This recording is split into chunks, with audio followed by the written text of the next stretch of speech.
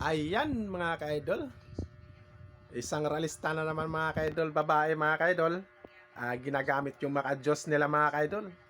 At hindi niya alam, ulol. Hindi mo alam yung maka-Diyos. Tingnan mo yung bunganga mo. Para kang demonyo. Ayan mga ka-idol, ginagamit pa nila yung mga kadramahan sa mga Sara Duterte. Yung sinusuportahan nila. Nagdrama si Sara, yung mga realista, marunong na din magdrama. Tingnan nyo kung maiinis ba tayo o magalit sa kanya mga kaidol itong na to, realista mga kaidol. Nakaputang ina! Uy! Kaya, ano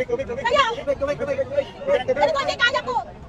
Masama ang loob ko dahil si BP Sara mo tingong pakayin para wala na kami ang bayan. Oh, di ba? Nagpaiyak-iyak si ate. Ha? Ang galing magdrama.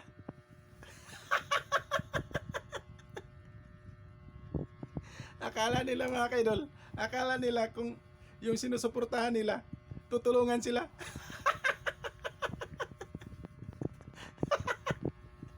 Ulol, hindi kayo tutulungan dyan.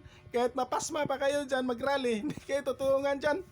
Mga wala talaga kayo. Yan pa, makikita sa mga kabataan yung mura mo, napakalutong.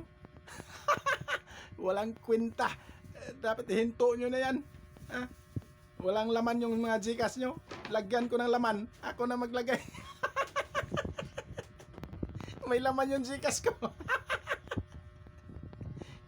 Nagdrama. Kahit umiyak ka pa ng dugo dyan, hindi ka tutulungan dyan.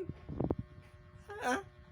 Hanggang dito lang tayo mga kaidol. Asaran to ng asaran mga kaidol. Napaka talaga ng DDS talaga supporters.